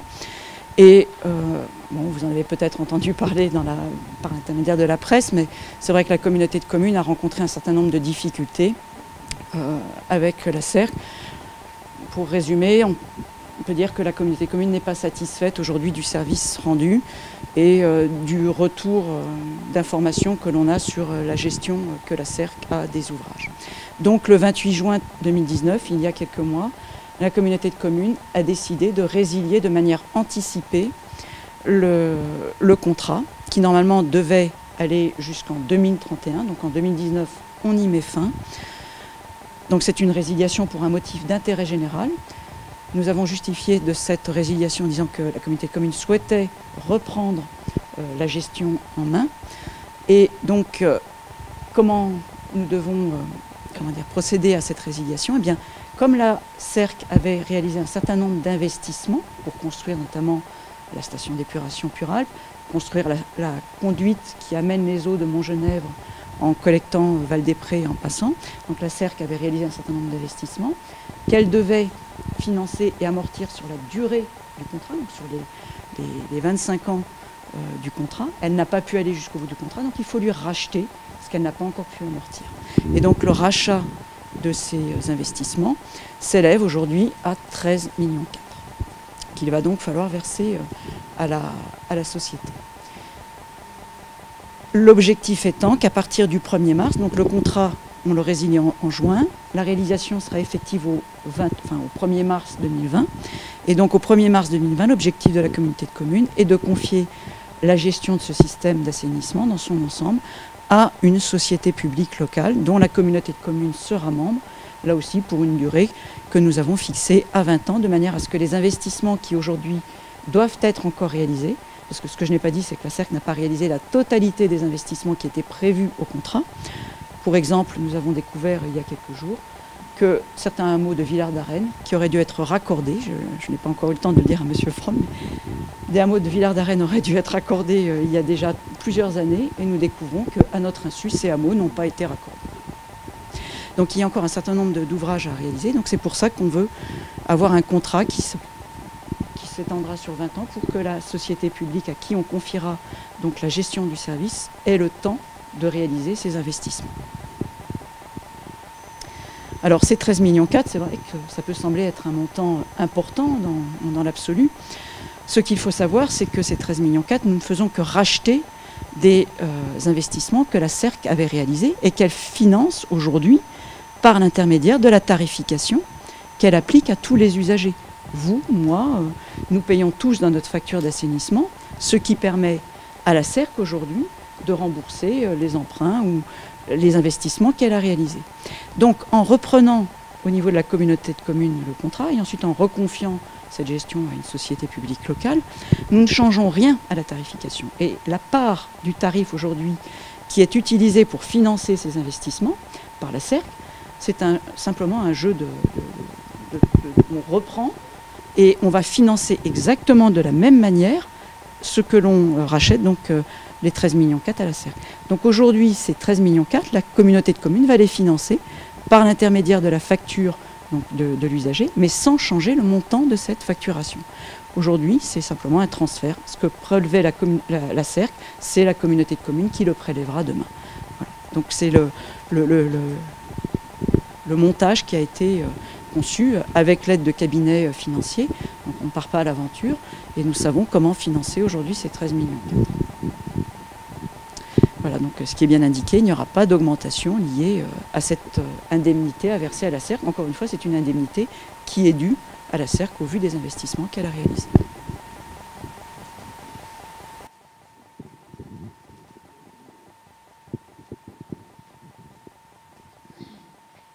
Merci.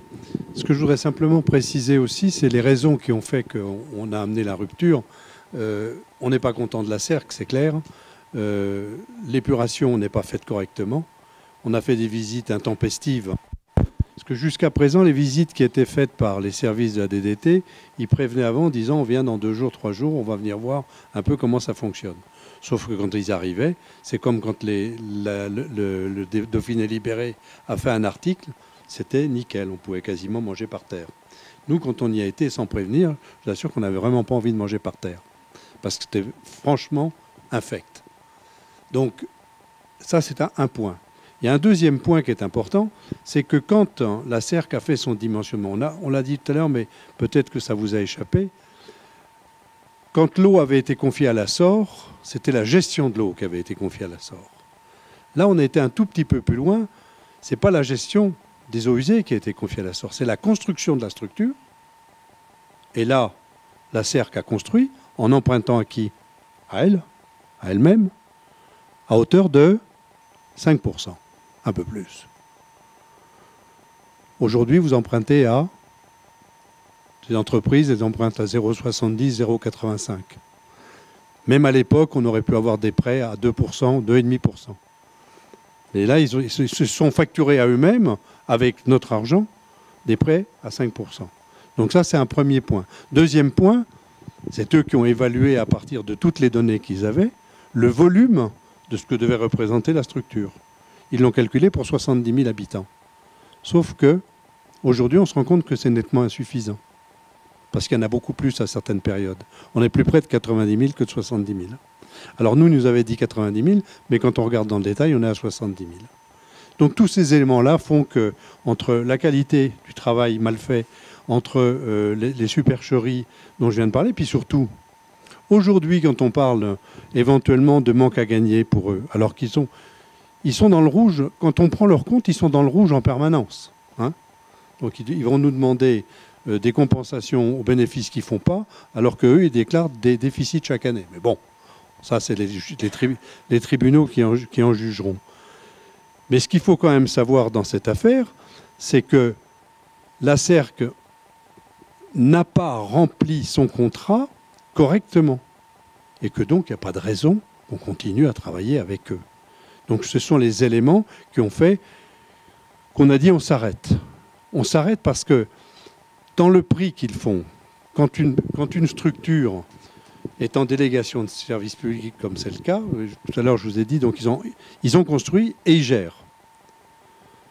Quand une structure a une délégation de service public, ils gèrent la structure et puis ils font du bénéfice. Enfin, en tout cas, ils se payent sur la structure. Je vais vous donner un exemple. Quand on est arrivé à la mairie, il y avait une structure qui était gérée, c'était la piscine et la patinoire, gérée par Vermarine. Vermarine facturait à la commune entre 800 et 900 000 euros par an pour gérer la piscine et la patinoire. Donc on a décidé de la reprendre. On l'a repris. Dès la première année, on a gagné 300 000. Dès la première année, on a gagné 300 000. Donc ça veut dire que ces 300 000, Vermarine, ils se les mettaient dans les poches. D'ailleurs, j'avais rencontré, l'été avant qu'on arrête ça, j'avais rencontré le patron de Vermarine à l'aérodrome de Saint-Crépin. Il était avec sa famille. Et j'ai dit, vous faites quoi? Vous êtes en touriste? Là, il lui a dit, je suis venu avec mon avion, avec ma famille, pour venir voir un petit peu, mais on va se revoir bientôt, puisqu'on va retravailler, on va repenser la délégation de service public.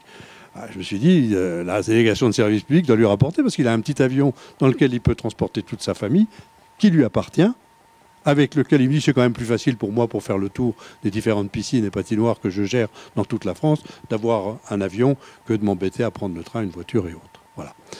Donc tout ça pour dire qu'une entreprise, quelle qu'elle soit, elle se paye. Elle ne fait pas ça pour nos beaux yeux. Et la CERC, elle se paye bien, et elle ne fait pas ça pour nos beaux yeux. Voilà. Il faut que les choses soient claires dans cette affaire. Donc, moi, je préfère que demain, les bénéfices qu'on fera, peut-être, ça soit nous qui les fassions, plutôt que la CERC. Alors, quand j'entends certains élus qui disent « Ouais, mais bon, on va à l'aventure ». Attendez, on va à l'aventure. Aujourd'hui, 13,4 millions, c'est quoi 13,4 millions? Madame Reiss vous l'a dit tout à l'heure. C'est le reste du capital qui reste à rembourser. Qui aujourd'hui, vous remboursez chaque fois que vous payez votre taxe d'eau usée. Dans l'assainissement, il y a l'amortissement de ces 13,4. Il y a un autre élément aussi que la CERC nous dit, mais attention, nous, on a investi 30 millions. Non, non, vous n'avez pas investi 30 millions. Il y a une agence qui s'appelle l'Agence de l'eau, qui vous avait une subvention de 10 millions. Ah oui, mais c'était... Non, non, on calcule... L'investissement réel que vous avez fait, ce n'est pas 30 millions, c'est 20 millions. Puisque les 10 millions, c'est l'État, enfin, une des structures de l'État, l'ADEME, qui vous l'a donné. Donc il faut là aussi être bien conscient que c'est du vol de dire des choses comme ça. Qui reconnaissent qu'ils ont eu 10 millions, c'est bien, ça veut dire qu'ils se sont bien débrouillés. Mais qui ne nous les affectent pas en amortissement, alors qu'ils ne les ont pas à les amortir.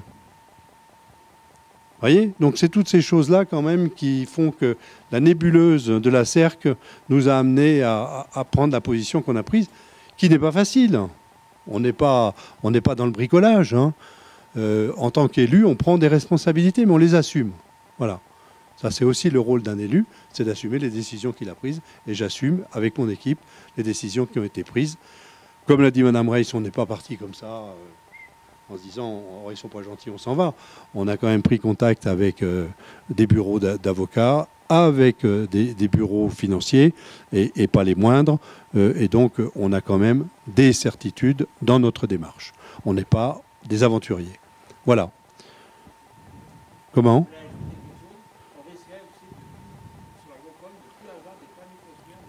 Alors, vous avez raison. On est en limite... on est en saturation d'assainissement des eaux usées. Donc ça veut dire quoi? Ça veut dire que les nouvelles structures qui vont se construire, et déjà, on a eu des avertissements de la DDT, ils nous ont dit, attention, là, on ne vous donnera pas le permis de construire parce que vous dépassez la capacité d'assainissement de la structure. Alors pour l'instant, il n'y a pas des gros dossiers, mais il y a des gros dossiers qui vont arriver.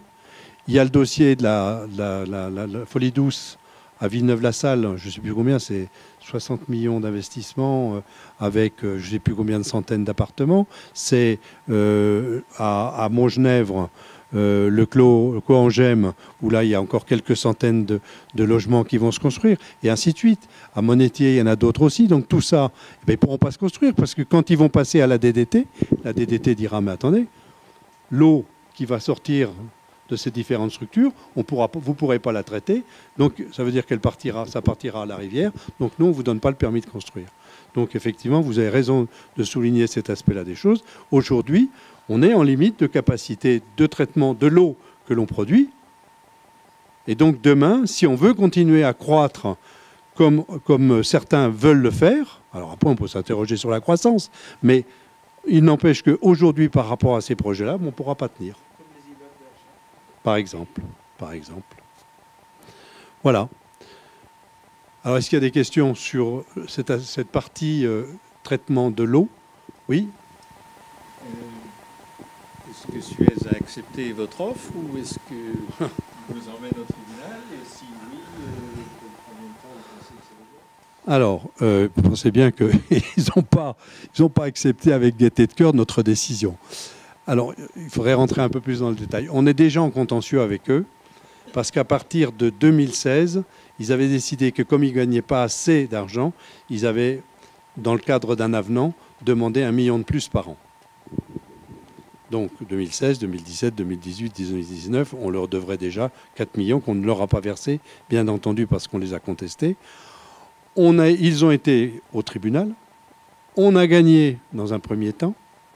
On a gagné, mais pas sur le fond, sur la forme.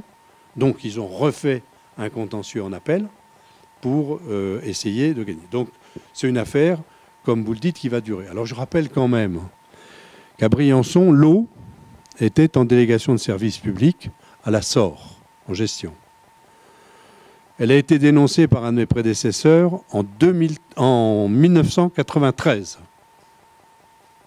Ça a été réglé par la justice en 2003, 10 ans plus tard.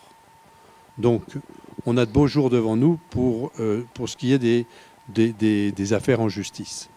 Parce qu'on va aller dans un premier temps, il y aura des appels. Vous savez, il y a une autre affaire à Briançon dont beaucoup ne se souviennent plus.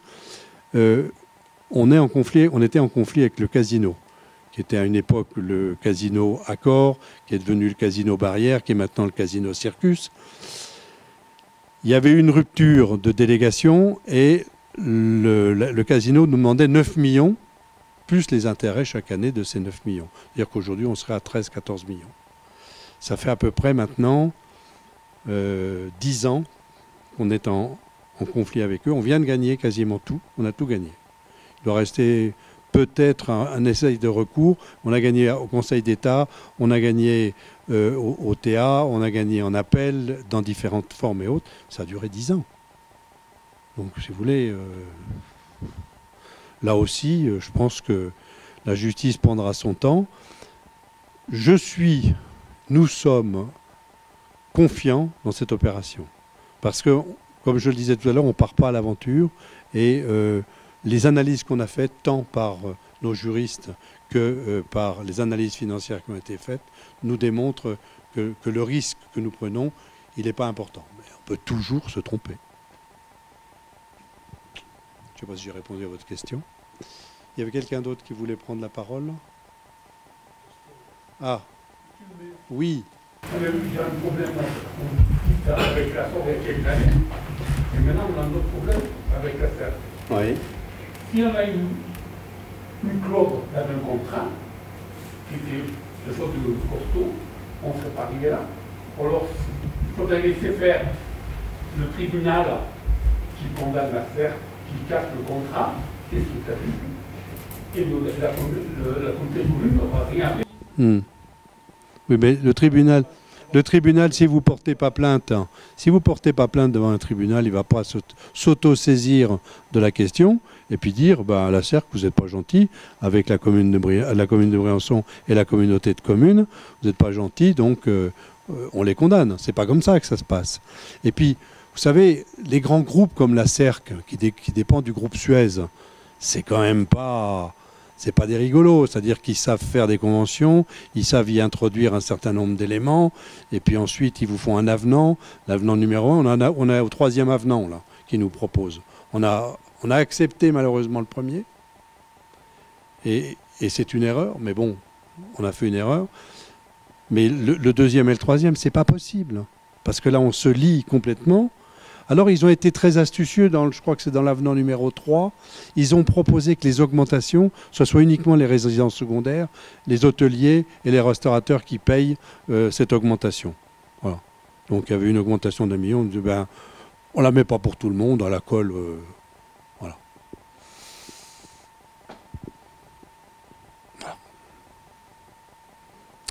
Bien, pas d'autres questions ? Bon, écoutez, alors, je vais terminer en vous annonçant les quelques événements qui vont venir. Demain matin, pour ceux qui sont intéressés, il y a tous les élèves du collège de Vauban et du collège des Garcins qui vont chanter au Monument aux Morts, qui vont chanter la Marseillaise et la chanson de Crown. Donc, si vous êtes intéressés, à 10h demain matin, au Monument aux Morts. Monument aux Morts, il y aura les commémorations lundi matin. Lundi matin, il y a les commémorations qui auront lieu à 11h45 pour ce qui est le monument aux morts lui-même et à 9h45 au carré militaire. Carré militaire qui, pour ceux qui ne le savent pas, est à l'entrée du cimetière Vauban. Voilà. Voilà les différentes choses qui vont se passer dans les jours qui viennent. Vous avez les agendas qui s'affichent des différentes actions qui vont se mener. Le hockey sur glace qui a besoin d'être soutenu en ce moment. Donc, ils sont bientôt noyés, oui, mais bon, il faut leur tenir la tête hors de l'eau, justement. Il y a l'agenda citoyen qui annonce la permanence de quartier de Claude de Jiménez, qui fait tous les quartiers régulièrement. Donc, si vous avez des récriminations à porter, vous allez la voir dans ces permanences de quartier. Donc le 18 novembre au Chabat, Pramorel-Fortville, et puis le 25 novembre à l'école de Sainte-Catherine. Mobilisation générale, ça c'est pour la SNCF. Alors, c'est samedi ça. Hein.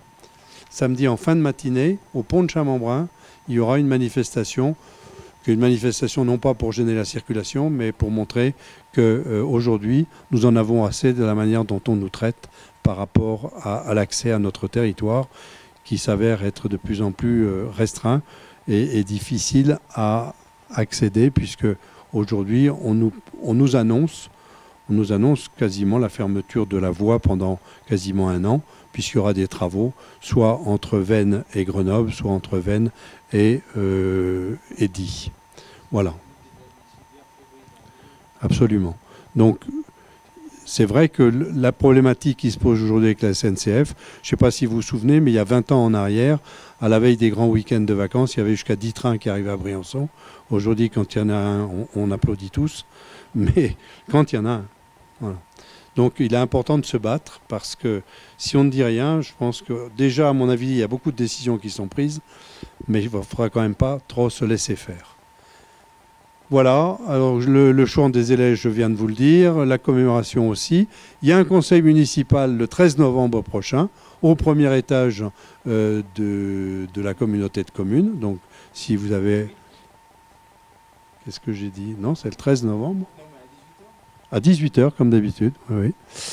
Et puis, il y a une permanence de l'UDAP 05 au service de l'urbanisme le 20 novembre. C'est-à-dire que si vous avez besoin d'aide, on a 3 structures qui viennent aider les gens à faire leur choix et à améliorer la connaissance des PLU. Il y a donc l'UDAP, il y a le CAUE, et puis il y a une troisième. Il y en a un troisième, oui, ça va me revenir, mais je ne l'ai pas en tête là tout de suite. Voilà.